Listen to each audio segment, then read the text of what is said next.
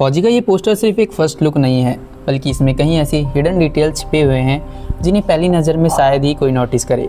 तो चलिए इस पोस्टर को फ्रेम बाय फ्रेम डिकोड करते हैं। सबसे पहले बात करते हैं टाइटल फौजी की। पहली नज़र में ये सिर्फ ऑरेंज कलर का एक बड़ा सा टाइटल लगता है, लेकिन अगर आप जूम करके देखें तो इसके अंदर संस्कृत जैसे श्लोकों, देवनागरी टेक्स्ट और नंबरों जैसी कई लेयर्स दिखाई देती हैं। अब ऊपर लिखी टैगलाइन पर ध्यान दीजिए, ए बैटेलियन हु फाइट्स अलोन, यानी एक ऐसी बैटेलियन जो अकेले लड़ती है। अब बात करते हैं प्रभास के लुक की।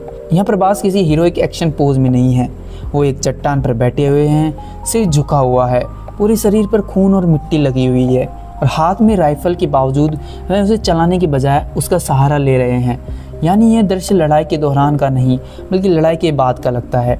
उनके चेहरे की थकान और शांत भाव बताते हैं कि उन्होंने बहुत कुछ झेला है। अब नज़र डालिए बैकग्राउंड पर। चारों तरफ सैनिकों की डेड बॉडीज पड़ी हैं। यह पूरा माहौल युद्ध के बाद की तबाही को दिखाता है। अब आती है सबसे दिलचस्प डिटेल, पोस्टर में फैले हुए नंबर। अगर ध्यान से देखें तो पूरे पोस्टर में हल्के हल्के 1 2 3 4 5 6 7 8 9 जैसे नंबर बिखरे हुए हैं। अब दाएं तरफ दिखाई देता है एक स्टाम्प, इस पर लिखा हुआ है मोस्ट वांटेड सिंस 1932 और ऊपर देवनागरी में भी टेक्स्ट दिखाई देता है। और दिलचस्प बात यह है कि रिलीज डेट का रंग भी उसी ऑरेंज टोन में रखा गया है जो फौजी टाइटल में इस्तेमाल हुआ है। इससे पोस्टर की पूरी कलर थीम एक जैसी महसूस होती है। कुल मिलाकर यह पोस्टर सिर्फ प्रभास का फर्स्ट लुक नहीं दिखाता, इसमें छिपे text, number, stamp, battlefield tagline और प्रभास की बॉडी लैंग्वेज मिलकर एक ऐसी कहानी का माहौल बनाते हैं जो सिर्फ युद्ध नहीं बल्कि युद्ध के असर को दिखाने की कोशिश करती है।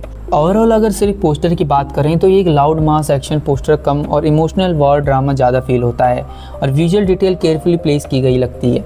और अगर फिल्म भी इसी टोन को मेंटेन करती है तो फौजी विजुअली काफ़ी इंटरेस्टिंग एक्सपीरियंस बन सकती है।